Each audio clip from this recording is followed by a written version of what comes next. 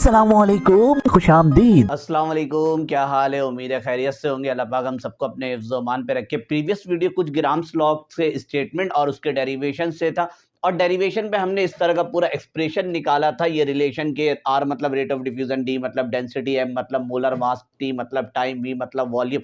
सब कुछ previous video में मौजूद है, लिंक डिस्क्रिप्शन में मौजूद है। आप वो देख लोगे तो आपको ये न्यूमेरिकल करने में आसानी होगी, क्योंकि अब न्यूमेरिकल का सीरीज चलने वाला है। ये न्यूमेरिकल नंबर 1 है, इसके बाद न्यूमेरिकल 2, 3 और 4, 4 न्यूमेरिकल हम इसके अंदर करेंगे। इस वीडियो के अंदर एक होगा, फिर अगले में एक, फिर अगले में एक, इस तरह से सीरीज चलेगा। यहाँ पर दो गैसेस के दरमियान आपने रेट ऑफ डिफ्यूजन बताना है। डिफ्यूजन का मतलब होता है फैलना। नॉर्मली एग्जाम के अंदर डिफ्यूजन रिफ्यूजन किसी भी तरह से आपसे सवाल पूछा जा सकता है, दोनों के लिए ही फॉर्मूला होता है। इफ्यूजन के लिए कोई अलग फॉर्मूला नहीं हो सकता। यहाँ पे डिफ्यूजन के बजाय इफ्यूजन आपको लिख दे पेपर में। तो दो गैसेस के दरमियान आपने बताना है कि किस हिसाब से गैस फैल रहा है। इसके अंदर दो गैस दिया हुआ है, एक हीलियम दिया हुआ है और एक मीथेन दिया हुआ है। ये दो गैस के दरमियान आपने बताना है कि कौन सा गैस कितने तेजी मूव करेगा। जवाब तो बड़े आसानी से पता चल जाएगा कि हीलियम का मोलर मास होता है 4, मीथेन का होता है 16।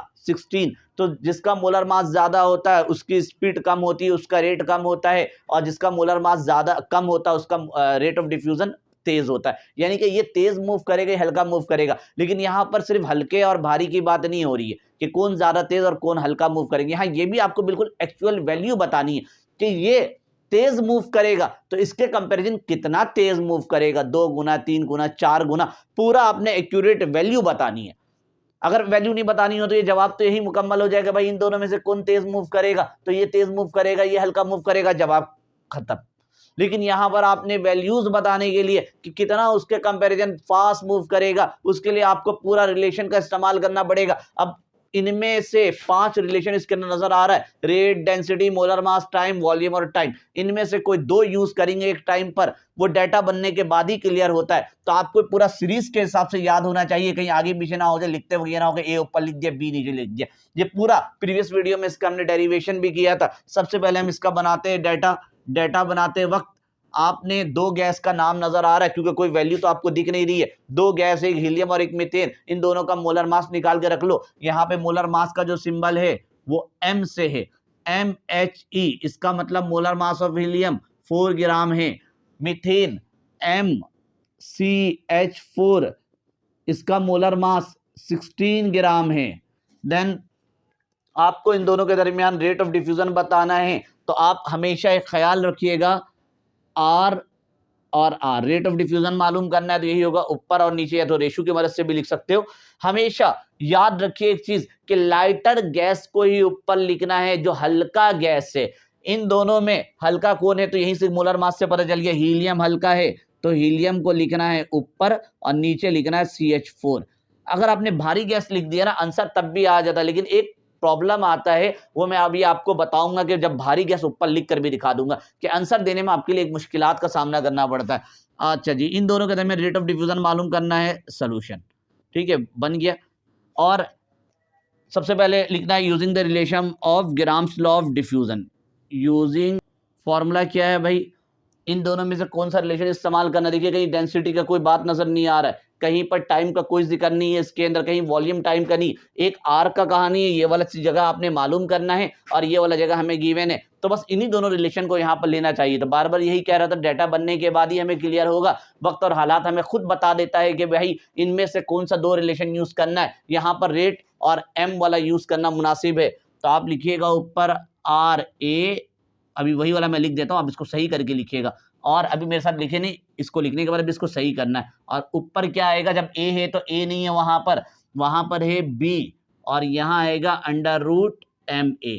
अब इसको हम अगर सही करेंगे तो अगर ऊपर जो गैस ए था तो नीचे ए था, अब ऊपर कौन सा गैस रखा हमने, हल्का गैस रखा, और पेपर में हमेशा हल्का ही गैस रखिएगा। हीलियम यहां हो गया, जब वहां हीलियम तो यहां पर हीलियम आएगा, यहां पर हीलियम आएगा। ठीक है, अच्छा आप लोग थोड़ा छोटा लिखिएगा, मेरे मार्कर से ये बड़ा हो जा रहा है। अच्छा जी, बी यहां दोनों तरफ से मिटा दीजिए। बी को मिटा के जब आपने यहां CH4 लिखा तो यहां पर भी आप CH4 लिखोगे, यहां RHE और RCH4। अच्छा इसको, ये तो हो जाएगा 16 और ये हो जाएगा 4। ठीक है। और क्या कर सकते हैं, इसको ऐसे लिख दीजिए, ऊपर लिखिए RHE और नीचे होगा RCH4 इज इक्वल टू 16 का जो रूट है वो हो जाएगा 4 और 4 का जो रूट है वो हो जाएगा 2, 2 1 ज़ा 2, 2 2 ज़ा 4। यहाँ जो आंसर आएगा RCH4, यहाँ जो आंसर आएगा वो होगा RHE और यहाँ पर RCH4 इज इक्वल टू ऊपर 2 रहा और नीचे 1, ये आपका आ गया। आप बोलोगे नीचे 1 लिखा नहीं जाता, आपने नीचे 1 लिखना है। यहाँ पे आपको असल में कंपैरिजन बताना है। ये अगर मैं इस तरह का एक लाइन बनाऊं, स्केल बनाऊं इस तरह से, यहाँ पे लिखा 0, फिर लिखा 1, फिर 2, फिर 3, 4, 5, 6, 7, 8, 9, 10, 11, एक और आगे बढ़ा देता हूँ, 12 तक ले जाता हूँ, 12। अब ये दो गैस के दरमियान कंपैरिजन है, एक तरफ ऊपर से हीलियम गया और एक तरफ से नीचे यहाँ पर गया CH4। जब हीलियम 2 स्टेप मूव करेगा, यानी हीलियम जब यहाँ पहुंचेगा तो हाइड्रोजन सिर्फ यहीं पर पहुंचेगा, ये कहानी है। जब ये 4 तक पहुंचेगा तो ये 1 के बाद कहाँ तक पहुंचेगा, 2, यानी कि CH4 1 कदम चलेगा तो हीलियम 2 कदम चलेगा। जब ये 6 तक पहुंचेगा वहां पर तो ये पहुंचेगा 3 तक का। जब वो 8 तक पहुंचेगा वहां पर तो ये पहुंचेगा यहाँ पर 4 तक का। जब वो पहुंचेगा 10 तक का तो ये पहुंचेगा यहाँ पर 5 तक का। यानी कि जब जब वो 2 कदम चलेगा, 10 के बाद उसने 2 कदम चला, 11 12, तो ये 1 ही कदम चलेगा। तो ये इनके दरमियान का कंपैरिजन निकल कर आता है। यही आपसे पूछा गया है, दोनों के दरमियान कंपेयर करने के लिए ये होता है। तो आप यहाँ पर एक वर्डिंग भी लिखते हो कि helium gas diffuse 2 time fast, नीचे लिख देता हूं यहां पर, helium gas diffuse 2 time fast as CH4। ये आपका एक आंसर हो गया। अब इन केस अगर आपने सब कुछ यही किया होता और भारी गैस को आपने ना अगर ऊपर लिख दिया होता तो एक मसला आ जाता है। ये वर्डिंग यहाँ पे डायरेक्ट भारी गैस के हिसाब से मैं सोल्यूशन लिख देता हूं कि अगर आपने गलती कर दी, वहां पर आप हीलियम के बजाय ऊपर क्या लिख दिया, आपने CH4 लिख दिया और नीचे क्या लिख दिया, हीलियम लिख दिया। तो अब आपको यहां भी बदलना पड़ेगा। अब आप ऊपर ये थोड़ी लिख सकते हो M के साथ, जैसे यहाँ पे आपने ऊपर CH4 लिखा, आप CH4 ऊपर नहीं लिख सकते क्योंकि ये दोनों इनवर्स में हो रहा होता है। अगर यहाँ CH4 है तब आपको CH4 नीचे लिखना पड़ेगा यहाँ पर, और हीलियम को आपने ऊपर लिखना पड़ेगा। अब इसको भी सॉल्व कर लेते हैं, RCH4 और RHE। MHE molar mass of helium, helium का मोलर मास होता है 4 और इसका यहाँ पे 16। RCH4 और RHE ये हो जाएगा ऊपर 2, ये हो जाएगा नीचे यहाँ पे 4। अब इसको कैंसिल करोगे तो ऊपर 1 आ जाएगा, नीचे 2 आ जाएगा। तो यहाँ पे ना थोड़ा सा मुश्किल हो जाता अपने कंपेयर करना। अब आप फास्ट वाला वर्ड नहीं, एक तो ये आंसर एक खतरा है कि आप इसको कैलकुलेटर से निकालोगे तो आपके पास यहाँ पर 0.5 आ जाएगा। आपको हमेशा डिनोमिनेटर में ना 1 चाहिए होता कंपैरिजन करने के लिए जब भी दो गैस का कंपेयर करते हो।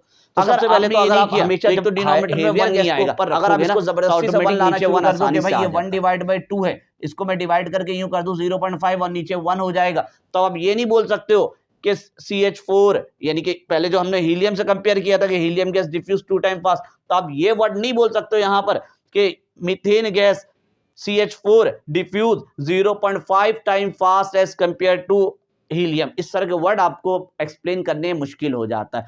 तो आपने ये गलती नहीं करनी है। आपने हमेशा लाइटर गैस को ऊपर रखना है, हल्के गैस को ऊपर रखना है। रेट ऑफ डिफ्यूजन का जब फॉर्मूला बनाते हो ना, इसको ऊपर रखना है। जब हीलियम गैस को, जो हल्का गैस हो, उसको ऊपर रखोगे तो दूसरा गैस ऑटोमेटिक नीचे आएगा और आपका सोल्यूशन आसान हो जाएगा। और अगर इस पे गड़बड़ी किया तो फिर आपको भुगतना पड़ेगा। फिर आप इसको यूं बोल सकते हो कि भाई CH4 is diffuse 2 time slower than helium. इस तरह की वर्डिंग लिखना पड़ेगा। उसमें आप लोग परेशान हो जाते हो, दो माइंड की तरफ चल जाते हो कि ये लिखे कब स्लोअर लिखे कब फास्टर लिखे। तो इससे बचने के लिए एक आसान सा तरीका हम यही कहते हैं कि आप हमेशा लाइटर गैस को ऊपर रखो और हेवियर गैस को नीचे रखो। हमेशा फिर ये वाला जो वर्ड है ना आपका सक्सेसफुल रहेगा, यहाँ पे helium gas diffuse 2 time fast as compare to CH4। अब कोई और सवाल आएगा तो वहां पे बस ये जगह चेंज होगा, हीलियम के बजाय वहां कुछ और लिखोगे, जितना टाइम फास्ट है ये जगह आपका चेंज होगा और ये जगह चेंज होगा। बस 3 जगहों को आपको चेंज करोगे हर सवाल में, यानी भी बराबर में एक और सवाल करवाता हूं और आपको क्लियर हो जाएगा। अच्छा भाई, अब इस सवाल के अंदर डाटा इस पे भी बनाते हैं और इसमें भी आपने 2 गैस दिया हुआ है। एक गैस यहाँ पे हीलियम दोबारा से है तो मैं लिख देता हूं MHE इज इक्वल टू, इसका होता 4 ग्राम, और हाइड्रोजन है तो ख्याल रखिएगा हाइड्रोजन को यूं मत लिख देना, क्योंकि हाइड्रोजन कभी अकेला नहीं होता है, ये डायटोमिक फॉर्म पे होता है। काइनेटिक मॉलिक्यूलर थ्योरी के टाइम पर भी पढ़ा था और केमिकल बॉन्डिंग में चीज 9th क्लास में बहुत डिटेल में होता है। तो यहाँ पर हाइड्रोजन के नीचे 2 लिखना लाजमी है, ये 2 ग्राम। अब कोई ये सोचकर हीलियम के नीचे 2 मत लिख देना, हीलियम डायटोमिक नहीं होता है, वो मोनो एटॉमिक ही होता है। और रेट ऑफ डिफ्यूजन मालूम करना है, ऊपर भी R और नीचे भी R।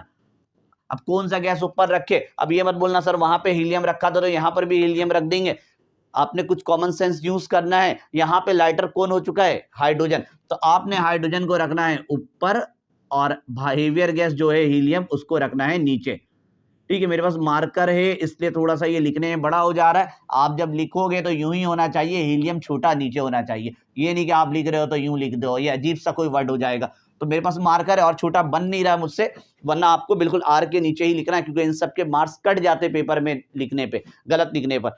सोल्यूशन और वही वर्डिंग लिखेंगे, using the relation of Graham's law of diffusion, सारी वर्डिंग आप लोग लिख दीजिएगा जैसे यहाँ लिखा हुआ using the relation of Graham's law of diffusion. हर सवाल के न्यूमेरिकल में सॉल्व करने वक्त ये वर्डिंग जरूर लिखा जाता है, रिलेशन, क्योंकि आप इनमें से कोई रिलेशन यूज कर रहे हैं।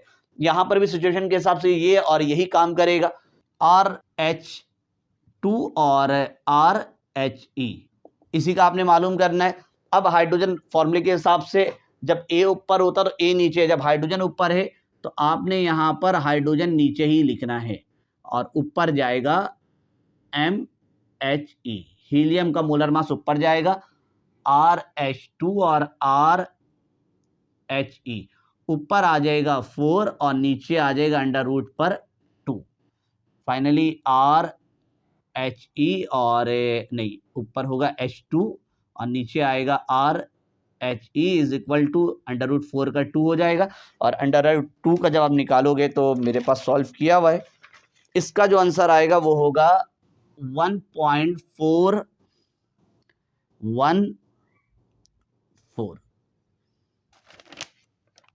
ठीक है, अब आपने इसको करना है, यहां पर कर देता हूं डिवाइड, जब करने जाएंगे तो ये हो जाएगा RH2 और RHE। जब आप इसको डिवाइड करोगे तो डिवाइड करने पर जो आंसर आ रहा है वो है 1.414, क्योंकि कैंसिल तो नॉर्मल हो नहीं सकता, ये तो कैंसिल हुआ था, इसको तो कैलकुलेटर से करना पड़ेगा। कैलकुलेटर में यही आंसर आएगा, क्योंकि डिनोमिनेटर में 1 कैलकुलेटर में नहीं आता, लेकिन यहाँ कंपैरिजन में बात कर रहे तो यहाँ पे आप नीचे 1 लिख सकते हो। तो ये आपका एक और न्यूमेरिकल यहाँ पर हो गया। अभी ऊपर इसका भारी वाला भी करना है। अच्छा भाई, ये तो आ गया। अब इसमें मैंने कहा कि ये वाला वर्डिंग जब भी आप लाइटर गैस ऊपर लिखोगे तो ये वाला वर्डिंग लिखने के लिए आपको आसानी हो जाएगी। अब यहाँ पे लिखोगे कि hydrogen gas H2 gas diffuse, यहाँ पे मैंने कहा था डिफ्यूज के बाद चेंज होगा, यहाँ पे 2 इस बेस में लिखा था, ऊपर जब 2 था तो मैंने यहाँ पे 2 लिखा था। अब कितने टाइम लिखोगे 1.414, तो आप यहाँ पे लिखिएगा 1.414 टाइम फास्ट एज, वहां पे मैंने CH4 लिखा था क्योंकि नीचे CH4 था, यहां पर नीचे कौन है, हीलियम, तो आपने लिख देना है यहां पर हीलियम। अब अगर इन केस अगर ऊपर मैं इसको भारी गैस लिखकर काम कर देता तो फिर एक मसला आ जाता। अब मैं डाटा नहीं बनाऊंगा, इसी को अगर मैं पलटी कर दूं कि भाई ऊपर लिख दूं RHE और नीचे लिख दूं RCH4, इसके बेस में अगर न्यूमेरिकल बनाता हूं ऊपर M और नीचे भी M। अगर हीलियम ऊपर है तो यहां पे हीलियम आएगा, नहीं गलत हो गया ना, हाइड्रोजन हीलियम के दरमियान कर रहे थे, नीचे हाइड्रोजन आएगा। ठीक है, ऊपर डालेंगे हम अब हाइड्रोजन और नीचे डाल देंगे हम अब हीलियम को, RHE और RH2। Molar mass of helium ये हो जाएगा 2, नहीं मोलर मास ऑफ हाइड्रोजन का 2 है और इसका 4 है, इसको मैं ऐसे ही छोड़ देता हूं यहाँ पे। अंडर रूट 2 इसका भी आंसर निकाला था, ये होगा 1.414 डिवाइड बाई 4 का रूट 2 निकल कर आएगा। अब आप इसको डिवाइड करिएगा ना तो आखिरी आंसर निकल कर आ जाएगा RHE और RH2। इसका जो आंसर आने वाला है वो आंसर कुछ यूं है 0.707। अब मसला आ गया यहाँ पर, आपका आंसर एक तो अगर मैं इसके नीचे 1 लिखता भी हूं तो चलो 1 आ तो जा रहा है, लेकिन ऊपर वाला जो है वो वैल्यू 1 से भी छोटी आ रही है और आपको 1 से छोटा ऊपर लाने नहीं, वरना फिर आप फास्टर का वर्ड यूज नहीं कर सकते, फिर आपको वर्डिंग बदलना पड़ेगा। तो आपने हमेशा यही करना है कि लाइटर गैस को जब भी आप ऊपर रखोगे ना तो नॉमिनेटर का जो आखिरी आंसर जब सॉल्व करके जो नॉमिनेटर में आंसर आएगा वो हमेशा ग्रेटर देन 1 ही होगा। जब ग्रेटर देन 1 होगा तो ये वर्ड आप लिख सकते हो। अब हम इसको बोल ही नहीं सकते कि हीलियम गैस फास्टर का वर्ड कैसे लिखेंगे, ये तो कह रहा है कि ये जब एक कदम चलेगा तो 0.7 कदम यानी 0.7 स्टेप आगे मूव करेगा, तो ये फास्ट तो है ही नहीं, तो ये वाला वर्ड तो हम यूज ही नहीं कर सकते यहाँ पे फास्ट वाला। तो ये बच्चे बहुत सारे गलती कर जाते हैं, फिर बोलते हैं सर वो आंसर मैच नहीं कर रहा है, फास्ट नहीं, स्लो नहीं। तो आसान सा तरीका यही है कि लाइटर गैस को ऊपर रखे, आपका काम ऑटोमेटिक आसान हो जाएगा। तो ये पहला न्यूमेरिकल जो हमारे पास जो आपको सिखाने के लिए तो मुकम्मल हो गया। अगला जो न्यूमेरिकल होगा वो न्यूमेरिकल नंबर 2 में आपको करवाऊंगा, जो कि अगले वीडियो में होगा। तो मिलते हैं आपसे अगली वीडियो में, तब तक के लिए अल्लाह हाफिज।